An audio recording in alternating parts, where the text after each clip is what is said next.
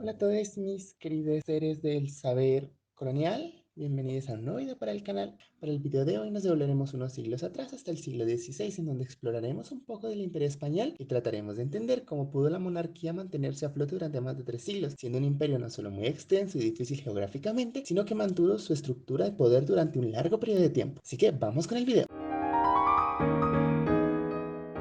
Bueno, primero me gustaría que echemos un vistazo sobre la extensión del imperio. En este mapa se puede ver que abarca un territorio extremadamente grande, con posesiones en prácticamente todos los continentes, lo que les permitía tener rutas de comercio hasta Asia. Brodel en el Mediterráneo nos da una idea de la magnitud del imperio. Dice que el inmenso imperio español para aquel tiempo era una gigantesca empresa de transportes por mar y tierra.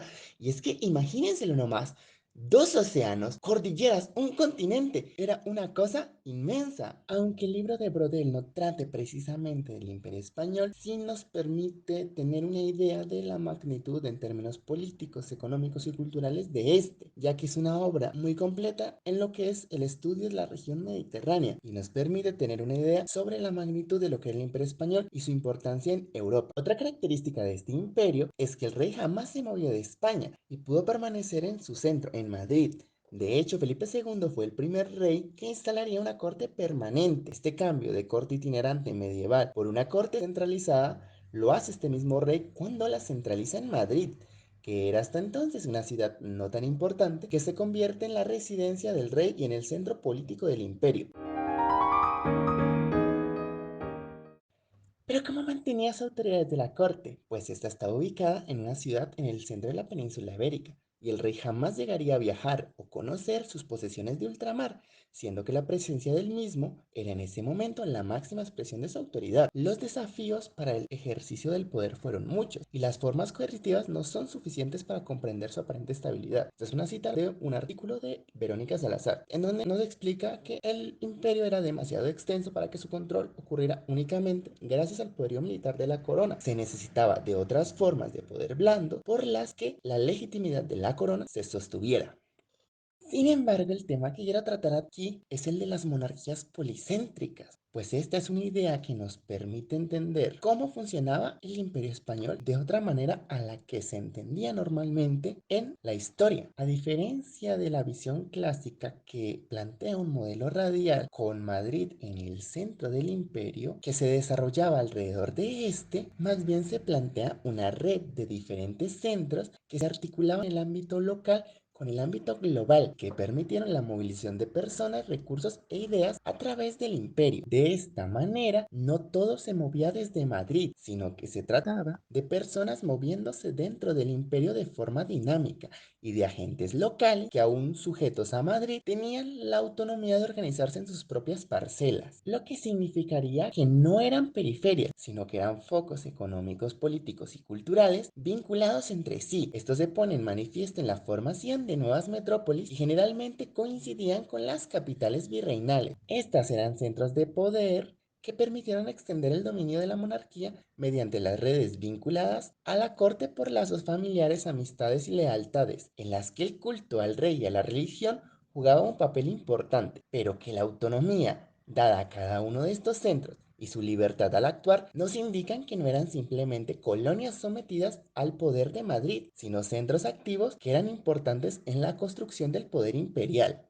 Y cada centro ocupaba un lugar importante dentro de la red, desde Buenos Aires hasta Manila, las ciudades italianas, Cartagena, Lima, Potosí o México. Estas ciudades formaban parte importante para el sostenimiento del poder de la monarquía. Era por medio de ellas que el rey podía gobernar, dejando gran parte del poder a esas ciudades, o mejor dicho, a esos centros. Estos centros eran más capaces de responder de forma ágil a los problemas de cada región. Eran centros tanto políticos como comerciales, mercantiles o culturales, y la estructura del imperio se sustentaba no en relaciones bilaterales entre Madrid y estos centros, sino en las distintas interconexiones entre ellos. Era en estos centros donde se tejían las redes de movilización de recursos. Estos centros eran centros urbanos a los que se les dotaba de la capacidad de representación y por medio de los cuales se extendía la presencia del rey, cuya imagen se mantenía viva, ya que era un pilar fundamental por medio del cual se mantenía el consenso dentro del imperio. Cada uno de los territorios fue asimilado de forma distinta, pero la solución para poder mantener el poder en ellos fue la de respetar las prácticas locales que no interfirieran con la autoridad española, manteniendo alianzas con las diferentes élites locales y por medio de las alianzas con estos agentes intermedios se mantenía la organización a nivel mundial. En estas redes de alianzas, amistades y poderes todos se lograron beneficiar ya que había una relativa autonomía para decidir el gobierno local y las relaciones que se establecieron con otros centros de poder. Por ejemplo, pensemos que desde Manila llegaron todos los productos de Asia que tenían que pasar por Nueva España y a la vez la economía del viejo mundo fue movida por la plata del Perú que pasaba por Lima y posteriormente pasó por Buenos Aires. También podemos pensar en los centros culturales italianos que llevaron el barroco a todo el imperio, cuyas obras fueron reproducidas constantemente por talleres indígenas en América. Era un movimiento de toda una cantidad de recursos entre las diferentes partes del imperio, que solo fue posible gracias a que cada centro estaba interconectado con los demás y no solamente con Madrid. Todo este conocimiento de cómo funcionaba la estructura dentro del Imperio Español está reunido en el libro de Polycentric Monarchies, que no nos habla solamente de España, sino que por supuesto de Portugal. El libro de hace ya 11 años reúne el trabajo de muchos investigadores. Contrario a las interpretaciones convencionales que dividen la historia en narrativas nacionales, sostienen que las monarquías ibéricas eran multicéntricas, lo que ya expliqué antes. Este libro se organiza en tres partes: espacios de integración, espacios de circulación y proyecciones externas. Se destaca la compleja red de relaciones entre territorios europeos, africanos, asiáticos y americanos, desafiando la dicotomía de centro versus periferia.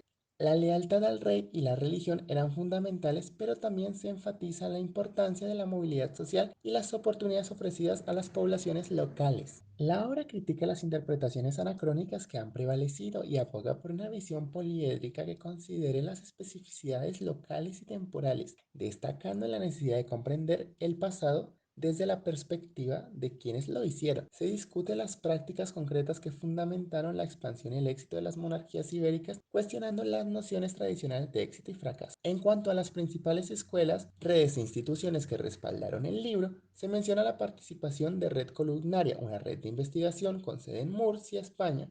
Los autores subrayan la importancia de abordar las cuestiones desde un enfoque global y desafiar las interpretaciones centradas en los estados-nación actuales. El libro ofrece una reinterpretación de la historia de las monarquías ibéricas, desafiando interpretaciones convencionales y proponiendo un enfoque policéntrico. La obra busca comprender las dinámicas locales y globales que contribuyeron al éxito y la supervivencia de estas monarquías. A través de estudios de casos específicos, se destaca la importancia de la integración, la circulación y las proyecciones externas en la construcción de una realidad imperial. Aboga por una historia postnacional que rechaza las divisiones simplistas y busca una comprensión más profunda de las complejidades de la historia. Al desafiar suposiciones previas, el libro ofrece nuevas perspectivas sobre el papel de las élites locales, la movilidad social y las redes económicas en la configuración de las monarquías ibéricas. Y es una contribución significativa que invita a los lectores a replantearse las narrativas históricas tradicionales y adoptar una visión más compleja y matizada de las monarquías ibéricas en la era temprano moderna.